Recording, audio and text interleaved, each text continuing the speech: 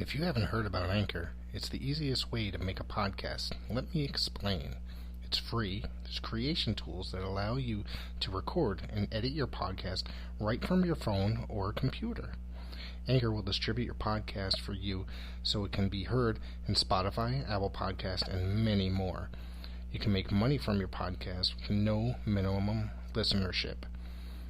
It's everything you need to make a podcast in one place.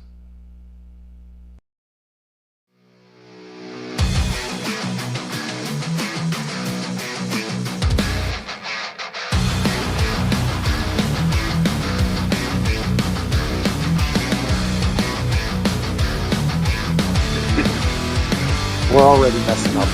Hey, everybody. Welcome to PWZ Podcast. This is our triumphant return. We have not recorded ever since WrestleMania weekend. 3 days after Mania, I think it was.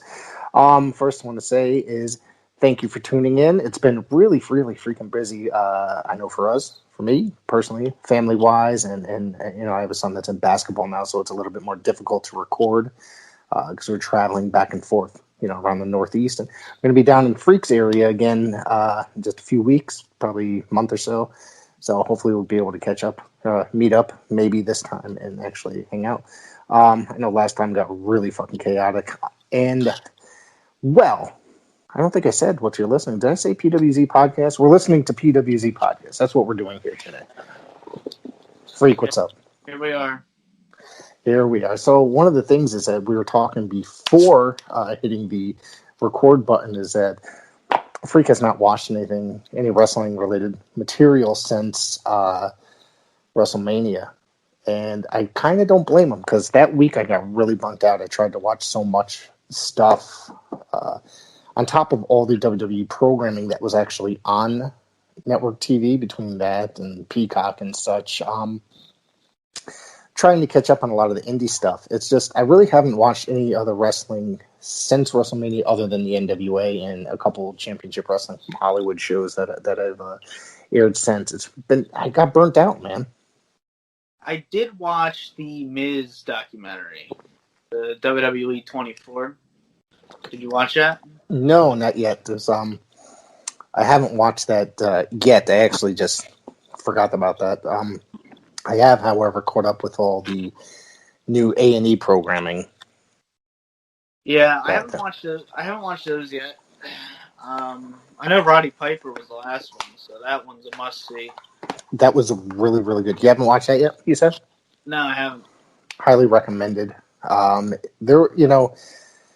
you're a Piper fan or just a general fan, I think you're going to enjoy it, but, there is some things that are kind of like, he's basically, it's made for people that, the general audience, as opposed to like hardcore, diehard fans, because there is areas it's like, it just looks like he just jumped from one territory to the other without even saying it, or it makes it kind of look like certain organizations were just kind of like the same without actually, the story of him going from one, territory to the other in a couple instances, but other than that, I thought it was real good. It's kind of a tearjerker to begin, to be honest with you, especially at the end, like seeing his wife kind of like losing it a little bit after however many years of him being dead. Yeah, the main reason I didn't watch him is, like you said, it's very mainstream for your casual viewing audience. Yeah, they definitely cater to just common wrestling fans. So that's why I wasn't really interested. And it's a 42-minute program? Or is it 2 hours? It's 2 hours. Yep. Okay. It's actually, that one might be a little bit over 2 hours. I watched the Austin one as well, and that was like 2 hours and 7 minutes or such. Right. The Austin one was really good because I got really into them. Like they really kind of like went in on a lot of that stuff because they talked about his days in USWA and stuff like that, and that was a lot of fun to see. Lots of pictures of Austin with like long blonde flowing hair. It was pretty funny that I remember him. I actually remember him as Steve Williams.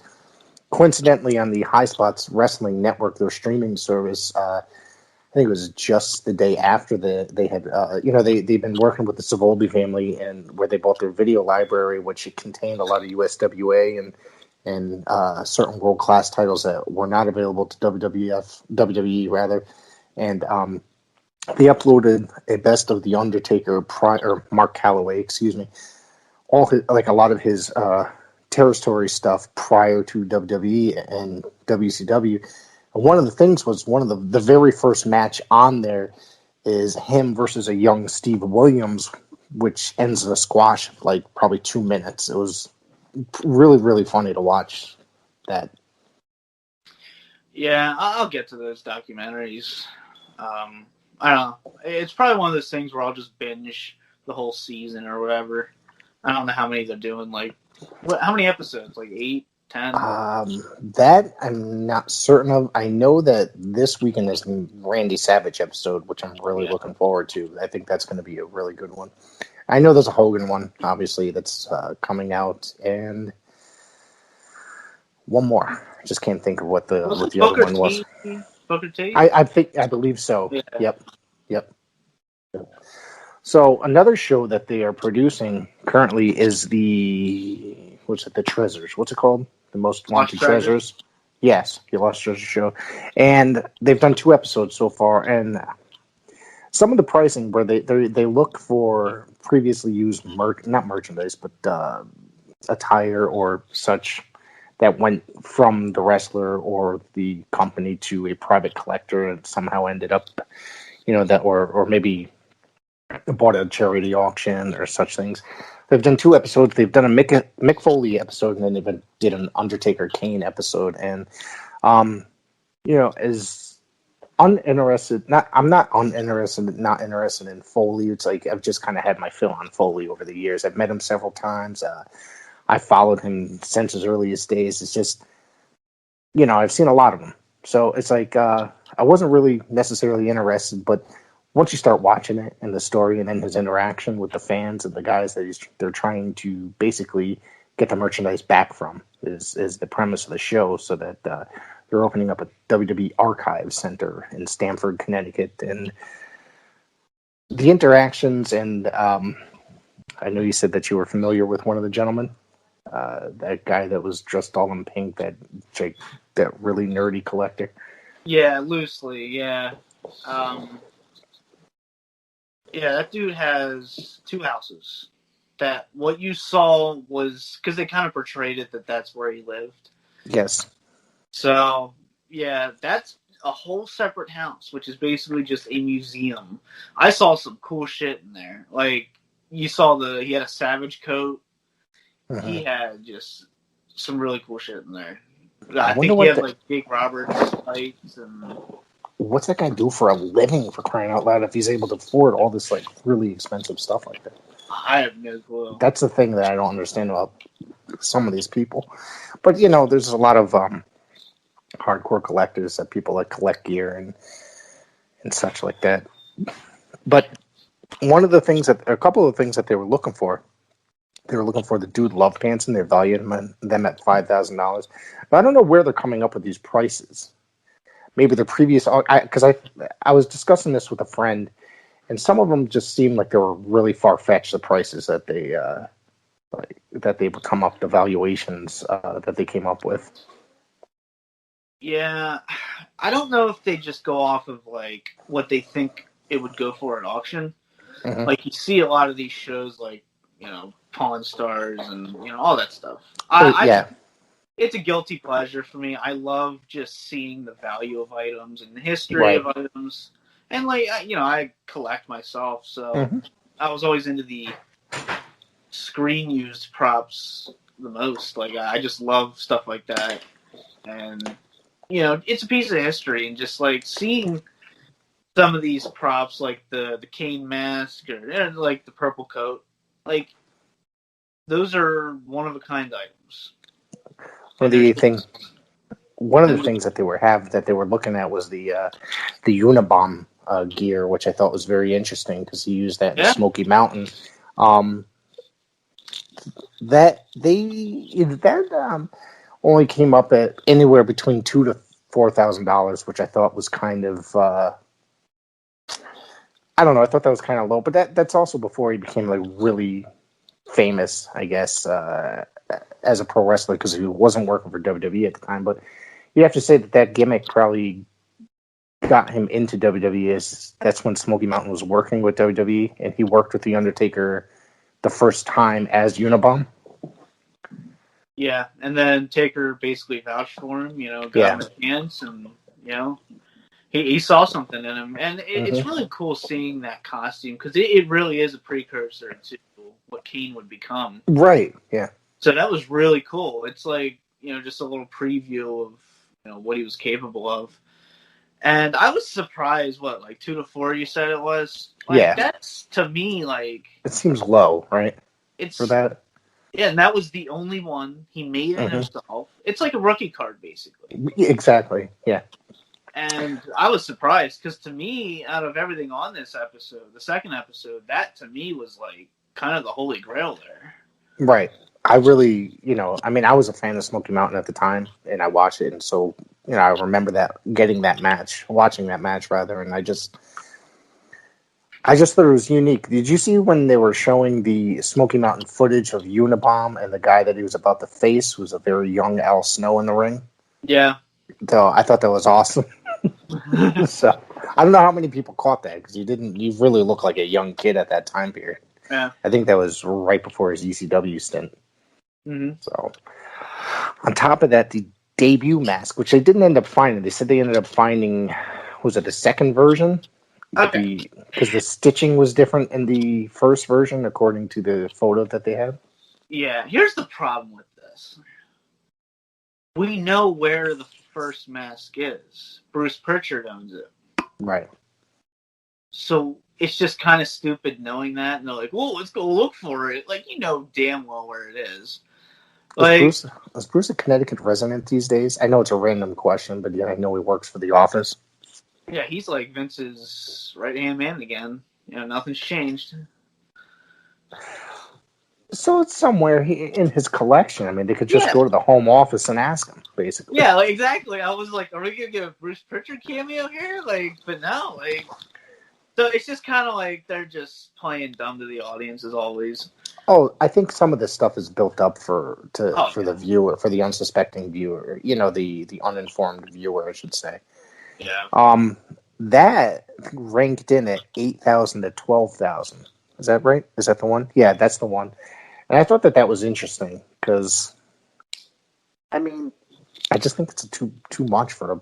Who's buying this kind of stuff for that price? I know there's collectors out there that pay crazy amounts for things, but I never see stuff really go for that much money, like in tens and $20,000.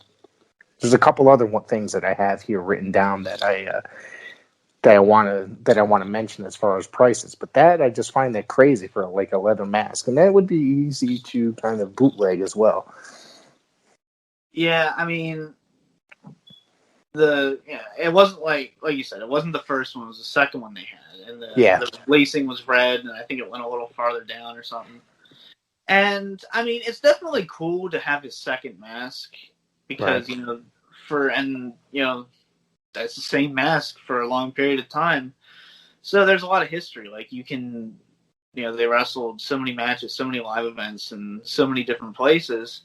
So I think it's cool for that reason. But let's be honest, it's his second mask.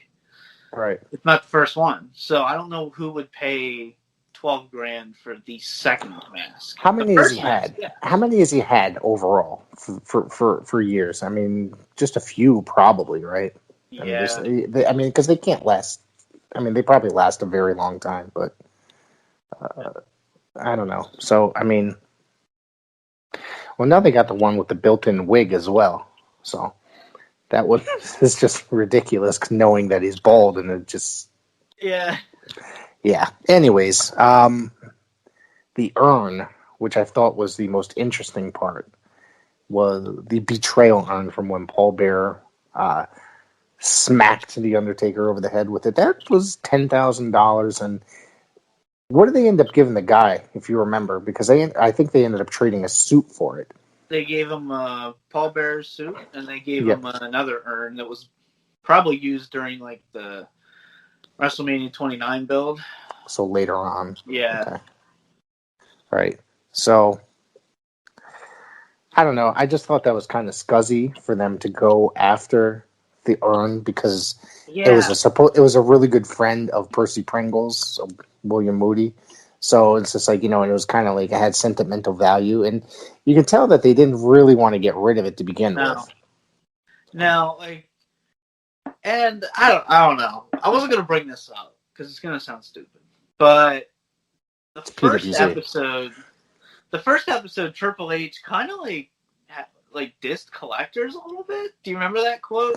Not that I recall. No. He was like, "It's cool that people have their own collections, but this stuff should be in the hands of the company, not hands of the people." Like that type of quote. Like, well, you. I mean, I'm sure he collects something other than Exactly. dust.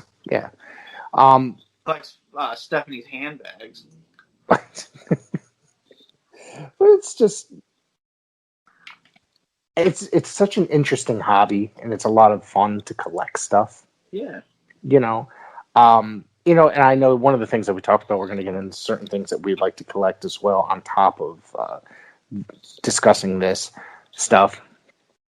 I just thought, like I said, I thought it was kind of not very cool of them to go and take that urn because the guy was a personal friend. I know I'm repeating myself, and it had a lot of sentimental value. But they gave him one of his suits, which I'm just like, it's a suit. Yeah, it's not something. I mean, I'm sure it was used, but it's like this one. That particular urn had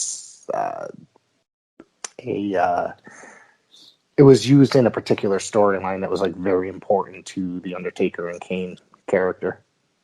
Yeah, I felt bad for the guy. I really did. It seemed like they harassed him and they weren't paying him or asking him if he wanted enough, basically. Yeah. They're like, we don't give a shit how this means anything to you. We just, here's your money. Like, cause you can't just buy memories. You can't buy stuff off like that. So I felt bad for the guy. I really did. I was pulling for him, but they got him. Vince always wins. Yeah, well, that's true too. The Mick Foley one, the Dude Love Pants, I think I said this already, was $5,000 for his pair that he wore when he was doing the Three Faces of Foley. Yeah. $5,000 for a pair of tights. I could see the shirt going for more. Remember he had the Cactus Jack shirt? Mass market. Well, the vest, you mean? Yeah, but even still, if you think about that, that's a later period. That's the WWF version of Cactus Jack. That's not the original Cactus Jack. That was the WWF version of Cactus Jack when he came out with that. So Cactus Jack had his own stuff that he wore, like an old black top and stuff like that. So they were really seemed like they were pretty strictly going for WWF era stuff during that during the Find for the Foley episode, because it's like, and they kept showing clips of him in WCW, but I'm just like, that's not the outfit that they're talking about. They're bringing back the one from like his later, when he reincarnated Cactus Jack basically during the Three Faces of Foley phase. So I mean, that one, to me personally, that really wouldn't mean as much. It would be like an earlier Cactus Jack. To me, would mean more.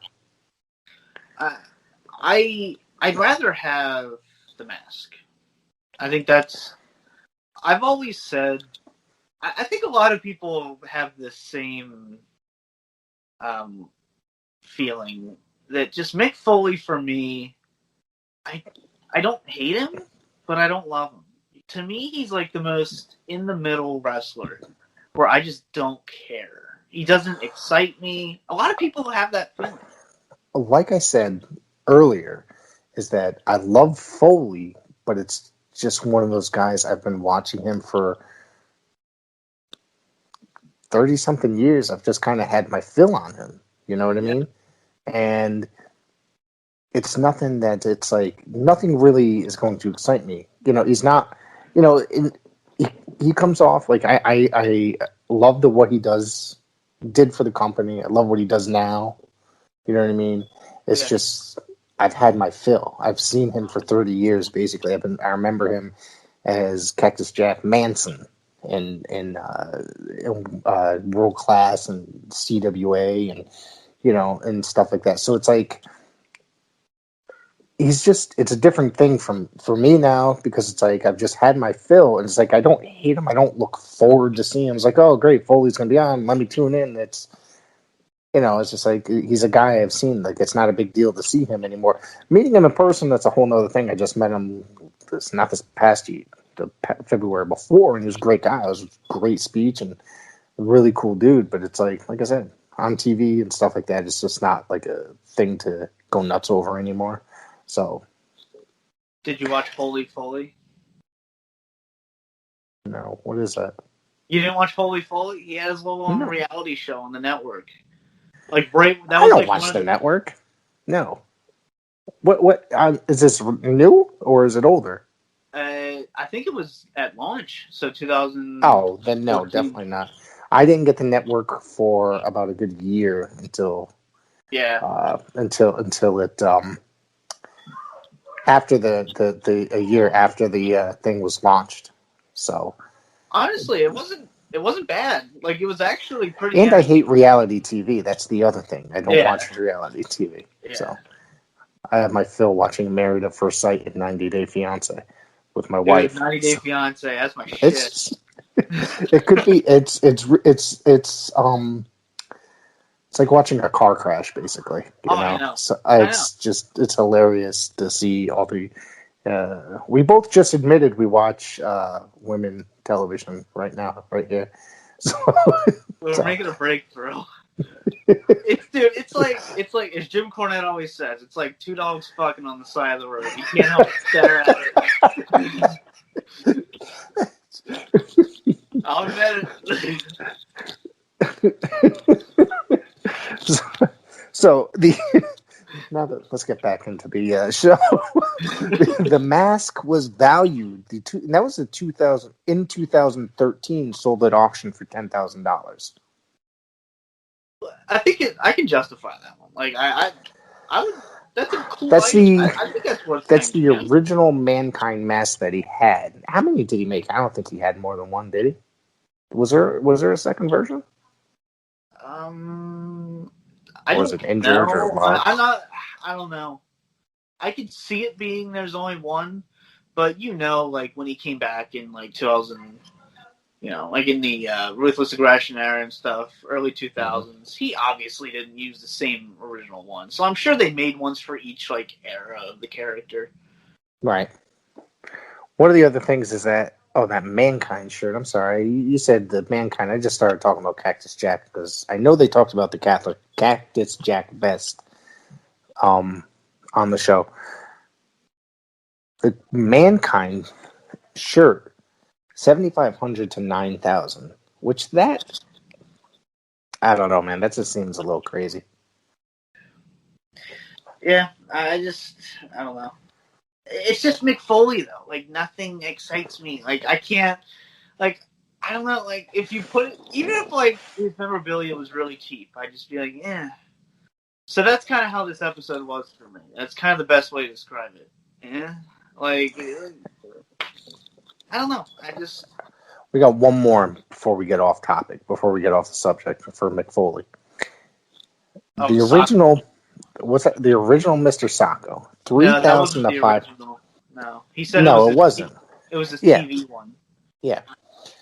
So my thing is, I can go buy a fucking replica off Pro Wrestling Tees for like $20, and it's the same fucking thing, just screen printed on rather than drawn with a marker. And I don't care about that. That's like, and first off, I hated the Mr. Sacco thing. It was in a really bad. It's the Attitude Era. We always know what we say about the Attitude Era. Fuck the Attitude Era. And it's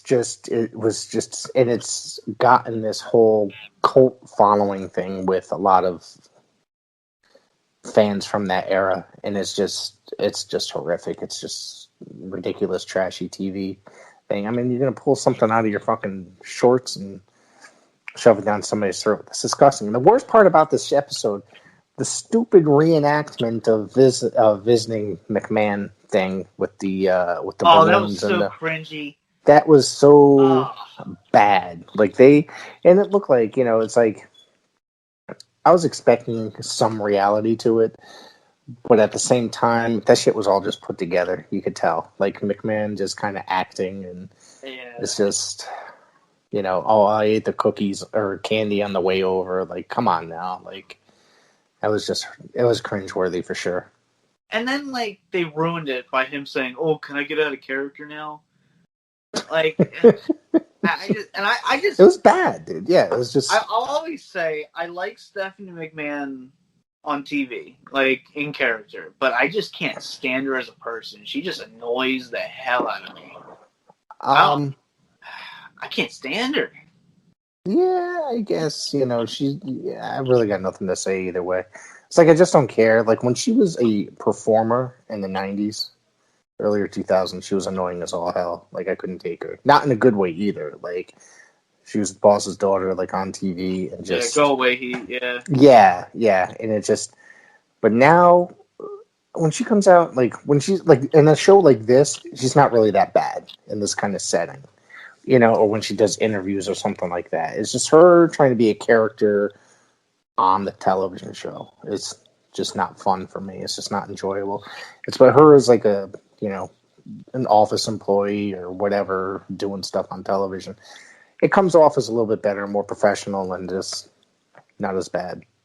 Hunter is just the same either way, whether he's on TV or whether he's, an executive on, approaching.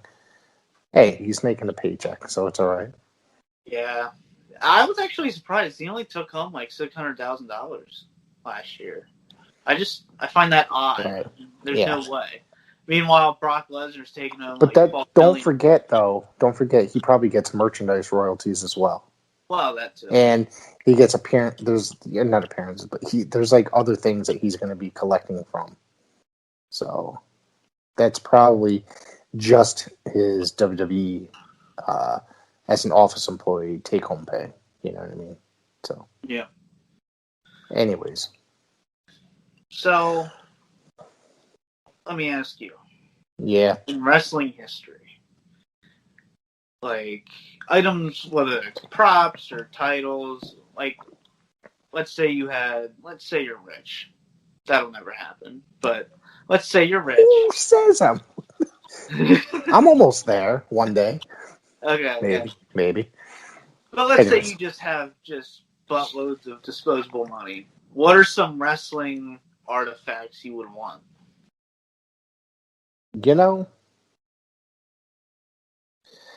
One of the things that they sell, like, they'll sell like certain chairs out of like certain arenas or whatever, Yeah. or pieces of a building or something like that. Something like one of the buildings that I always wanted to visit before it was torn down and before wrestling was killed there was a sportatorium in Dallas, Texas. Like, if I could have some sort of piece of memorabilia from the sportatorium, whether it be, a piece of the ring, a piece of the canvas, a chair, or something from the building. Because that was always, like I said, when growing up and as I got older, when wrestling was still being held there before the building was fucking condemned, I always wanted to visit there. And at least, they should have been turned into a museum, but it was like too much of a shithole and rat-infested building. So, other than that, something Gagne related, like from, maybe Vern Gagne and AWA, some sort of AWA memorabilia. I mean, I know they have memorabilia. They made action figures and stuff. I have a AWA belt they just got right there. But, something himself, maybe like I'd like to find like a good Vern Gagne autograph, something that's like actually nice looking. Yeah. Yeah. I mean, What about? I think my number one is, the big gold belt, as it's been named. Yeah. I would like one of those, but it's a specific one. I want the one that Chris Benoit held up at WrestleMania 20. So the one that's got that WWE logo engraved in it. Yeah, but it's for the Benoit picture, man. Just that's one of my favorite images of wrestling is him holding that belt up.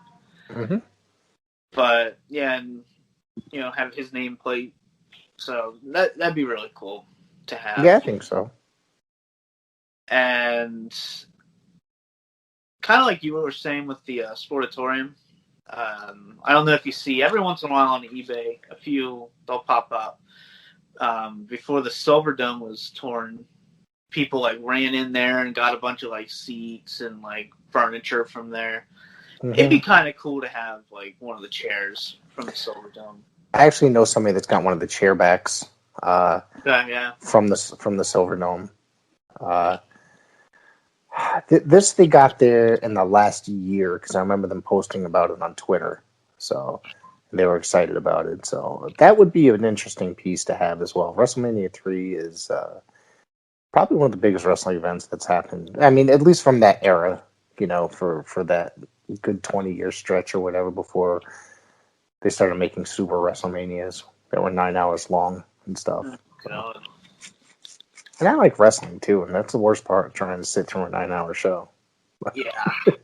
Oh man, I was. Yeah. Well, you and I were both there for very long WrestleManias. Well, I know I took at least 2 naps, so and there was no alcohol, so. There's no alcohol there? I didn't have any alcohol that day, okay. so I probably should have, but I didn't. Yeah. At least for that. Just sneak that shit in. Yeah. Well, I think I was more concerned I had my kid with me and just eating snacks rather than and buying merchandise. I was like, that's where, that's the first time since, like, I didn't buy a lot of merch when I was younger. I mean, I got some merch when I was younger, but in my 20s, I didn't buy a lot of merch. And 30s, it was mostly like I'd probably buy like magazines or videotapes or tape traded. But now it's like as I'm getting older, I'm starting to buy actual pieces of like the belts and stuff like that. So, and now I'm buying a lot of autographs as well. So I got another couple coming. So I forgot what that was. So it's like now it's like I was more concerned with buying some merchandise that I really wanted at the show that was cool because they have that gigantic store in there. They open up a piece and then they enter all the and so I was just like I was kind of just like enamored in there because it's like around that time period I'd started getting really back into wrestling probably just a year before that. So me walking in there, I was like, holy shit! Like I was overwhelmed with so much stuff that was in there. Should have got a coffee mug. Now they're not on the fucking website or anything. So yeah, I got my. The dude behind me left his WrestleMania cup, so I took it. That's all right. I have one of those, and I have one from Money in the Bank because I was at Money in the Bank the next month because it was in Hartford. So, and they announced that like a week later or something like that, and I ended up getting tickets. So, which I don't know. So, what else you got? If we're getting into autographs, I would love a Frank Gotch autograph. That's going back as far as probably you're going to find in autographs. Early 1900s, I believe. Yeah. Yeah. I'd also love his title belt. That's another one. Because that's like... It's like a belt buckle. It's like really tiny. Yeah. Yeah. They looked like shit, but it was great. Every now and again, you could find something like that online, on eBay or whatever, like an autograph. Yeah. The fuck would I say? I'd like to go for like a Carl Gotch autograph. I'm a huge Carl Gotch fan as well, like him and Billy Robinson. I know there's Billy Robinson autographs out there. It's like I'd really like to get something of his. If you're into like, he was really big with the AWA and Catch as Catch Can. But if you ever have a chance to read his book, it's a really fucking great book. It came out probably 3 years before he died. It's just really good. JJ sent me a message. I don't know what the I'm trying not to read it because it's something stupid.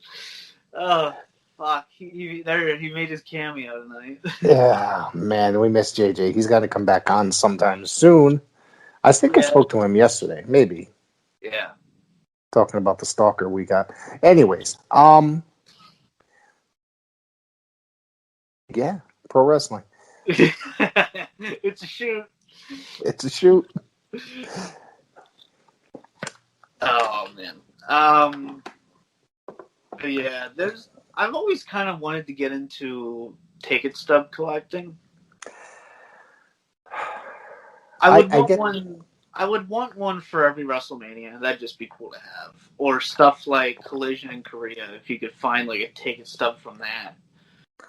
Which that's the episode I'm looking forward to the most for Dark Side of the Ring this season.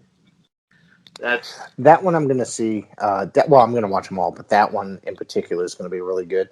Yeah. That's what I wanted to bring up. I know I sent it to you earlier today because I was going to try to get to watch it today, but I didn't end up getting the chances. That they released part 1 of the Brian Pillman document episode of Dark Side of the Ring. Hopefully I can get to that tomorrow and then we'll discuss it this weekend. But I'm happy that they're going to be doing that documentary. Somebody that's definitely in deservings of a very good story, of his story being told, because he influenced a lot of wrestlers that are around today, if you think about it. Yeah. Like WWE like shafted him. Like they kind of like. Well, if you think about it, he was only in there about a year before he died, so he didn't really have a lot of time in there. Like, and he was doing. The feud with Austin. I thought that was. There was a little goofiness to it, obviously. The Pillman's got a gun. Yeah. But didn't he wrestle a pencil or something? Or was that ECW? I'm trying to remember. Where did he wrestle the giant pencil?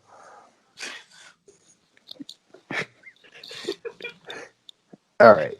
That's a phrase that should not be spoken. Like, that's sad. Like, that's the lowest of lows. No, but I think he was in on it as like a joke, and he thought it was hilarious. Which, oh, man. That's like the 90s version of Kenny Omega and the 9-year-old. Are we getting into that? Because I could fucking go on for an hour about how fucking... No, we shouldn't do this. Because I'm going to tell you, Kenny Omega might be a really great wrestler. But, by the way, right now, he's just annoying. He's like a shell of his former self that he was in Japan. And I just think that right now, him being the gigantic star that he was in Japan, it's not transitioning into American professional wrestling. All those nerds that watch AEW are all guys that were a fan of him and the Bullet Club and stuff like that. And those are the guys that are basically watching AEW and think he's the greatest on earth. He's not a crossover mainstream star like he was in Japan. Nobody's going crazy over I heard more about him when he was wrestling in Japan, the big star in Japan, since him coming over to the United States. Yeah, I will admit, I hate the man, but I love the matches he can put on. I don't hate him. He just annoys me. I can't. Him wrestling a blow-up doll? Him wrestling a 9-year-old girl? I don't know if he wrestled some fucking invisible person. Yeah, the Invisible Man.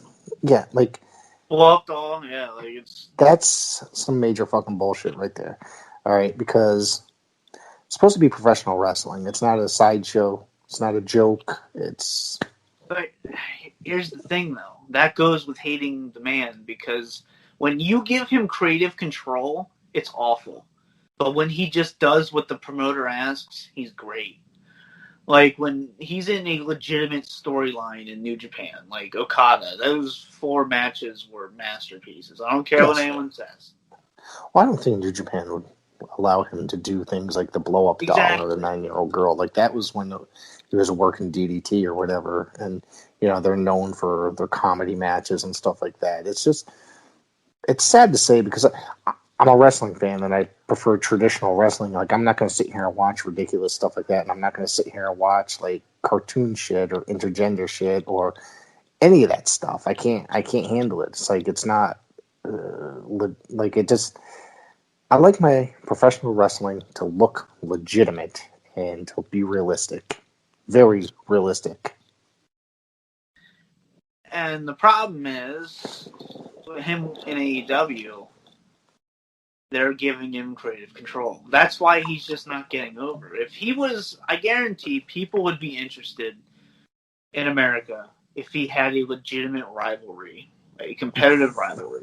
It's not going to be as big as him and Okada, because that's a completely different audience. They gave too many people their fucking executive positions and creative control. Yeah, like it's the Young Bucks. Chris Jericho's got a piece of it. Like it's just. And I get that some of these guys should have some say as to what they're going to be doing in there, but it's just a little bit too much for those guys.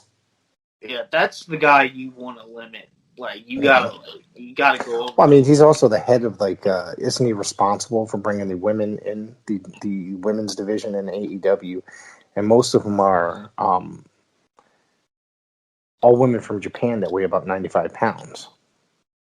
And so, they're just going in there and crushing women that are like 3 times the size of them. It's just not realistic. No. And it's not presented in a realistic manner, and it's just like it's kind of upsetting. It's like this is what it's like McMahon kind of brought like what professional wrestling was down to a shitty level, to a bad level, and then here's AEW just making it something using this and just not. They're just making even more of a joke with certain things like that. And I don't hate AEW, so anybody that's listening, I do not hate AEW. I think they're pretty okay, but it's got a lot of kinks that they got to work out. There's a lot of kinks that they have to work out. There's just so much inconsistencies and there's too many factions. That's one thing, and then some of the characters, and I know it's 2021. It's just some of those characters would not last if they'd go up against like Gotch or Robinson or Gagne or what's the other guy we mentioned earlier, Luthez or something like that. So that's how I like my professional wrestling, is those like those kind of guys. Yeah, I don't hate AEW either, but I think it's a good example of when it's good, it's really good, and when it's bad, it's really bad. Like, there's really no in between. With their pay-per-views, it's either I love the match or I hated it. There's really no gray area for AEW for me, and I really loved them with their earlier pay-per-views, like 2019, some early 2000. Some of the earlier ones prior to them having television, like they really put on some great shows, but there was also, like, say, the Battle Royals that would just have a little bit too many comedy spots for my taste. There'd always be something that kind of took the enjoyment away from it for me. And that's kind of how AEW is. If you want the good stuff, you just kind of have to brush off the bad stuff, because it's going to be there. But a lot of the times it leads up to a really good main event that just kind of makes up for the rest of the stale show. So you mean like MJF and Chris Jericho doing like a Sinatra type bit, or it's like stuff like that. It's like stuff like that it's just like I can't take seriously, but there's a lot of people out there that really enjoyed that segment, and I'm just like, that's not why I tune in to watch wrestling. You know what I mean? I get there has to be in between stuff, but there's just it's funny that like I'm sitting here thinking about this. Like we've bashed both companies so horribly tonight. And it's just like, do we actually watch wrestling? Do we like wrestling? No. Yes, we do, and that is why we're sitting here saying the bad things that we do. Like say about the 2 major companies in America and what they could do better. It's not that I hate WWE either, because I don't hate WWE either. I think that there's just a lot that needs to be fixed there, because they had a really good run for about a good 40-something years. Let's be honest. It's just like the last 5 years have been like you walk away scratching your head like, what the F just happened? Like almost every night. I said the day they died was when Benoit went. I think that had a very big impact on them for sure. They never recovered. Wrestling never recovered in general. Yeah. Like that's that's always going to be a dark spot. Wrestling was already in a dark situation as it was back then because there was only one major company in the United States. Like, the indies were like, this is before the big indie boom. So, like, WCW would close. Not a lot of guys were around. So it's like, it was a very, very strange era for pro wrestling. Wrestling's only good when you got competition. Yes, and but you think that, but you would have thought that WWE would have, I mean, it's been what? How long has the AEW been on there? Is it 2 years, or has it been just about a year and a half? Year and a half, yeah. Year and October a half. So, would be 2 years, yeah. You'd think that in that time period, WWE would have figured out a way to improve themselves, and it just seems like, my personal opinion is that they have their audience, which is the mainstream wrestling fan, if you want to call them a wrestling fan, sports entertainment. And they don't want to change because those are the people. They have a certain audience that's not going to change that channel. Yeah, the only people who watch Raw is out of habit at this point. Yeah, it's out of habit. Yeah, the funny part about it is, I was going through a period where I would at least try to watch Raw every week. I know you're laughing at me because I say this all the time, and I think I said it when we were working with Wrestling Rampage a few weeks back. I think I said this, that I would always try to still watch Raw, but then I'd make my final judgment within the first 30 minutes, 30 minutes to 45 minutes that, oh fuck, I gotta shut this off. It's too bad tonight. Like. So, and the funny thing about that is, since I have not even tried to tune in to Raw, like, at all, tonight I tried to tune in to SmackDown, and the first match, well, it started off with like a Bianca Belair promo, being interrupted by Bobby Roode and Dolph Ziggler. Who then in turn were interrupted by the Street Profits, who then in turn were interrupted by Bayley. So then they had a mixed tag. I was like, oh god. First off, I mean, I love Bianca Belair, don't get me wrong. Yeah. And I love Bobby Roode. But you're bringing out Dolph Ziggler, you're bringing out Bayley, you're bringing out the Street Profits. It's just, oh man. And it's just cringeworthy. Like, I'm just like, oh god. All right. It's fine. Get the bad stuff out. It's supposed to be a great main event, by the way. Going into this, but I'll tell you the story. Then all of a sudden they're at a commercial break, and I'm actually on my phone buying a new pair of sneakers because I just couldn't stand it. I was getting too distracted by my sneakers and rather not. So then I just did a. Never mind. What ended up happening is then they have another match. They have just Tamina and Natalia against oh god, what the hell's the name? Nia and Baszler. Like, I'm just like, Jesus. And I'm sitting here like, die. Yeah, I'm sitting here like, oh my god, like what the hell's going on? So literally after that match, and now I'm watching on my tablet. My wife's watching the regular TV, and then. So I'm sitting there, so I was like, I can't take this. Literally, I was trying to tune in because the main event was Daniel Bryan and Roman Reigns. And if Daniel Bryan loses, he's done with SmackDown, which means I didn't watch it yet, so... Oh, you don't know who won? Do you actually know? Or no, you just lost me? I was hoping you knew. Oh, my guess is, now at this time of recording, I had not watched it. I may watch it after or tomorrow, but my guess is, maybe I'll just update this tomorrow, is that Daniel Bryan lost and he's going to show up on Raw Monday. So that's where they get me. It's like, because I'm going to end up tuning into Raw just so I can see Daniel Bryan. Now, maybe if you could just kind of do me a favor, do me a solid, and come in the first segment every episode, so then I can just go ahead and shut it off. But yeah, I just watch Twitter clips if I have to. That's the extent I go. I'm looking up this result because I'm curious. All right. So my guess is, let me know if I'm right.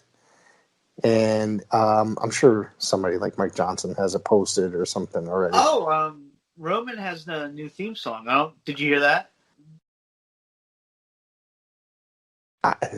You expect me to pay attention to Roman Reigns' theme song? Yeah, he actually got a really good new theme song. Because it was that Shield Who does card. it? Like AC/DC or something? Yes, AC/DC. Really? I mean, they do the SmackDown theme. So. Yes, I don't know why, but yeah, That's even like that's even like a bad AC/DC song though. That's the funny part. Yeah. All right, let me look the results here. But yeah, he had a good theme actually. Like, because with the heel term, you gotta have something better. Yeah, he's got it because wasn't he still using the Shield theme? Yeah, which is garbage. So yeah, it was all right. I mean, I just hate the Shield, but no comment on that. I always thought that out of those three, I always thought that Seth was the one that annoyed me the most. And then it turned into when, and he still does, by the way. Oh yeah. And then it wasn't, when they split him up. Now mind you, when I was watching that group, I always said that Ambrose Moxley was going to become a huge star. It happened. It just happened in a different company. And also with that, it's like when they just kept trying to push Roman as a babyface, and it just wasn't working. Please, for the love of God, just turn him heel, and then that's when he'll get over. So the results, do you want me to tell you? Sure.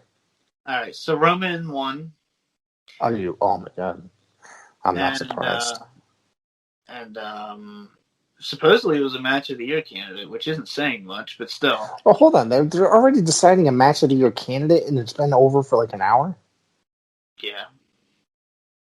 Well, who said it's match of the year candidate? Michael Cole? Because that's something I believe him to say.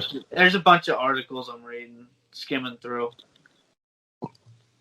So, I don't know if you heard Daniel Bryan, he did an interview recently where he said he wants to try to convince WWE to let him go out and wrestle for other promotions. Is he pulling a Pillman? I don't know, man. I was like, there's no way they would do that. But well, speaking of which, I do have something to say. But if you have something to follow that up with, I'll wait till you're done. I forgot. Go ahead. So I lost my train of thought. It's your fault. That's my fault. It usually is. So I read an article prior to probably an hour or so before us meeting up here, and that rumor is that WWE wants to work with another organization. Now, I've come across a couple different articles stating this recently. Rumor is that it's MLW, that they want to basically, they're trying to make a second NXT show. Now, I don't know, a few months back, I don't know if you heard that they were trying to build up some more time for another NXT show. Yeah. So apparently them trying to work out something with MLW would do that. Now, I hope that Court Bauer is a former WWE employee, part of creative there. So MLW is a really good promotion. It's really good. I think them working with WWE would probably take a lot of that greatness that MLW has away. Wash it down. Exactly. Kind of like how when NXT went from the network to cable TV and it just became a completely different product. Yep. There's a lot of great potential in MLW, and it's probably one of the only pretty much legit professional wrestling products. I mean, less on the sports entertainment and more on the professional wrestling aspect of their television show, with the exception of a few episodes here and there. That Filthy Tom Lawler's Island thing that he did that just annoyed the fuck out of me. But stuff. I just don't think that they should do that with MLW because it's supposed to be, I think MLW is a great company, and I don't want them to get their hands on it and ruin it. Kind of like, them absorbing Evolve. Yeah, just say goodbye. Yeah. Just enjoy it while you have it. Yeah. Who the hell knows what will really actually happen? I mean, I think it's too early to actually tell but, just from the stories that have gotten out. But I think that they would also give certain guys a tremendous opportunity as well if they were associated with it. Somebody like Connecticut's own Richard Holiday, who I'm also a big fan of. I remember what I was going to say earlier. Oh, okay. 45 minutes in. I was talking about Daniel Bryan wanting to be able to convince, let's be honest, just Vince McMahon, that he wants to go wrestle in other territories, other promotions. And do you think Vince would ever allow a top talent, very popular to this day, Daniel Bryan? Do you think he would really let him go to other promotions? Because to me, when I read that, I'm like, really? You think you're going to be able to convince him to go other places while under contract? My thing is that back in the days, now I know Vince has definitely changed in the last 40 years. Yeah. Back in the day, he used to allow certain guys, say, go work in Japan for a tour, probably for a few weeks out of the year or something like that. The guys like the British Bulldogs had it worked into their contract that they weren't going to stop working Japan. So they would come here, work however long, and then go back to Japan for however scheduled amount of weeks for a tour. So, because they didn't want to lose out on that big money from New Japan or All Japan, whichever they were working at the time. I think it was All Japan. So that I could see, as long as if it was like internationally, like New Japan or something like that. As long as it wasn't another company, because I don't think that Vince is going to. I think he's lightened up a lot, especially seeing that groups like Impact and AEW are working together. It seems, and I think that we witnessed that with, say, Jericho coming back on to WWE programming with the Broken Skull sessions. That anything could really happen, and if he's really interested in doing something like that, it could happen, but I think it would be with a company that does not have television in the United States. Let's say Brian does go to a different promotion. What's your dream match? Like, let's say he in AEW, New Japan. Like, what would you want to see if he could only face one guy in any promotion? Who would you want to see him work? Now I gotta think. Damn, that's a really rough one. I say I think that would be a phenomenal match. Yeah. Those are my two favorites. Yeah, and I think that should, whatever the big event is that they have every year, Wrestle Kingdom or whatever. Yeah. Seeing those two headline, that would be just out of this world. I mean, I could see him doing one match or two matches to maybe go back to Japan for like one or two matches prior to solidifying his retirement. Now, if he was to go to AEW, Jesus, who would he face? Like, if he, you know what I mean? There is so much talent there that it's really impossible to say. Yeah, I could see Cody wanting to work with him. Oh God, I would not want to see that. Did they ever work together in WWE? Or not that you can remember? Not rivalry-wise, I don't think so. They might have worked a few like exhibition matches or some house shows or something, but they didn't. I don't remember them having like a big name match. I don't know. Yeah, I can't honestly think of anything right now, like especially with any other American company. Yeah, I would like to see him and Kenny again. I lied. I'm sorry. I want to see. I'd love to see him against Nick Aldis, actually.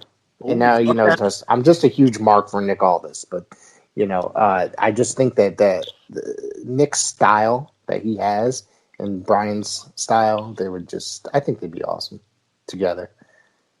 I don't think the NWA would ever be able to shell out money to get Daniel Bryan for a match, to be honest with you. I don't think that's in Billy's budget, but yeah. Him and Darby Allin, I think, would be really fun. Darby's going to end up killing himself someday if he doesn't. Yeah, that body bag, that was one of the worst things I've ever seen. You remember that? Yeah, I do. Oh. There's just something about him that, like, I get it, he's over with the fans. But the thing with that is, like, if he keeps working the way he's working, he's not going to last another year. No, he's a small guy too. Yeah, he's going to end up in a wheelchair, or if not, a broken neck and dead. Like, he's just does some really crazy shit, and it's really hard to think about. Another guy who I think does some crazy shit is like Phoenix. Yeah, that's just like he goes for these moves, and he'll land right into the barrier head first constantly. Like that guy's gonna fuck himself up permanently. Yeah. Ooh, MJF would be a good one for Brian. I think that'd be good, and I think that MJF would do a really good job selling it. Yeah, just go complete heel and face. Like, that'd be awesome. Yep. So, all right. So we're reaching the hour mark. We're gonna wrap it up. Is there anything else that you would like to shoot the shit about before we get out of here? Real quick, what did you think of the Mickey James trash bag? Oh my god! Oh, dude, what a piece of garbage that guy is. Let me tell you something. That guy lives about 20 minutes from me. The guy, that Mark Serrano guy. Oh, really? He lives about 20 minutes from me. Now, mind you, somebody posted it was his ex-girlfriend. They told him about the belts heading underneath his apartment in West Haven. Mind you. So somebody I know has that address. So you look it up. It's a nice beach apartment out in West Haven. Should I even be putting that up here? Whatever. And it's right on the beach, man, and it's really nice. I'm just like, if you know anything about West Haven, it's not the greatest city in Connecticut. It's kind of, I mean, I lived there for a few years, but whatever. It's it's a crazy area, but it's just like this guy is just kind of messed up, dude. That guy. No wonder he's fired. Apparently, that's not the first time he did it. No, I think somebody else. Yeah, a couple other people came out and said that he did that to him. Yeah. He's always been known as that just piece of shit. But a lot of people have said that. It's like I didn't even really know much about the guy. He looks like a cuck. Like he is like the definition of just a cuck. Did you say cuck or cock? Cuck. Okay. That's what I thought you said. All right.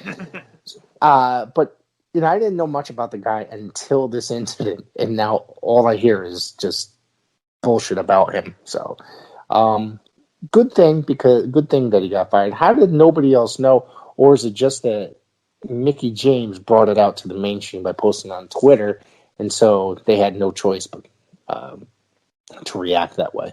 Yeah. The thing is, if you're a WWE office employee, don't be a dick because you're going to get called out on social media. Once you're called out on social media, that's when McMahon has a problem with you. You can be a complete dick in real life, but once you're called out and make the company look bad like that, then it happens all the time. It happens quite often.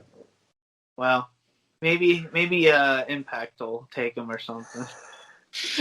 It's purgatory for wrestlers and creative output. I mean, if they took Russo for that many years, then they might. Yeah. So it's funny. Johnny Ace never gets any shit. Like, and he has. I heard.